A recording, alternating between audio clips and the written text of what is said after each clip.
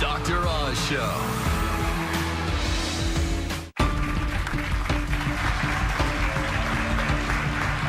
Today, an investigation into ride-sharing apps that could save your life. We're back with attorney Lisa Bloom, who is fighting for justice for women claiming sexual assault by drivers. And we're joined by former FBI defense expert Steve Cardian. So we just saw how easy it is for anyone to become an Uber driver within 24 hours. That's how long it took, less than 24 hours for our mom expert to get certified. How do you respond to the process that we all just witnessed? Oh, please. You know, Uber is so far below industry standard for safety and specifically for the hiring of their drivers. So taxi and limo companies have a far higher standard for background check, fingerprinting, doing the full FBI background check.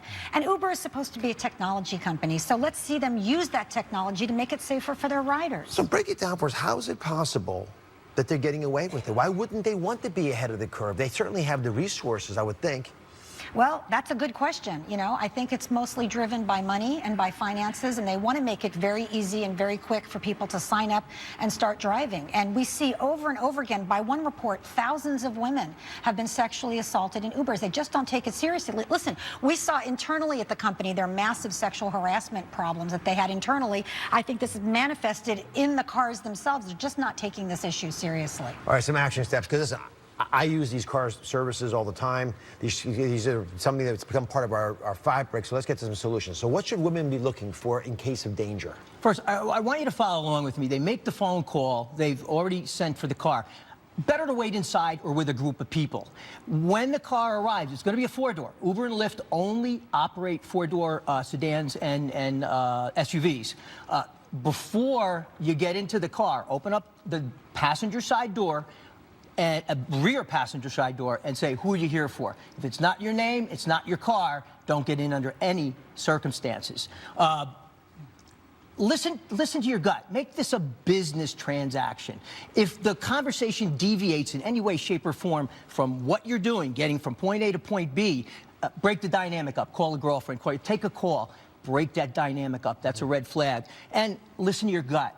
80% of our brain is dedicated to the subconscious, so we're consciously evaluating things.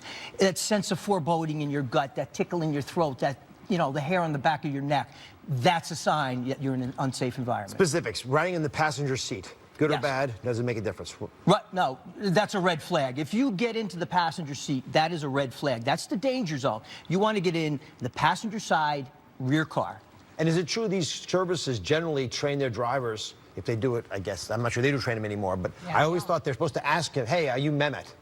If they don't say that, is that a red flag? Yeah, we just mentioned he's got to say your name. If he doesn't say your name, it's not your car. Now, once and before you get in the car, you also want to match the picture to the driver.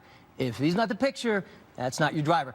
Don't be afraid to say, you know, remove your glasses or take your hat off. He's a decent guy, there's no problem. He's not gonna have a problem with that. The point of this investigation, everybody, isn't to prevent you from taking these cars ever again. That's not the point.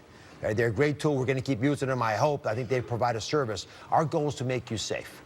So, Steve, you're in the car, things aren't going well, too many of those red flags, what do you do? First of all, let somebody know. Share the ride share. Let somebody make that phone call, either the people that you have left or the people you're going to. Say, I'm in an Uber, I'll be there in 10 minutes. Let them know that you're going to be arriving. Take a covert photo of the driver. Send it to a friend. That could be used as a bargaining tool later on, God forbid, if things go south. Make sure you let somebody know. In any event, if it gets bad, things don't go well, dial 911 and let somebody know that you're in trouble. Steve, thank you very much. Lisa, as always, good luck with this. Thank you. We'll be right back.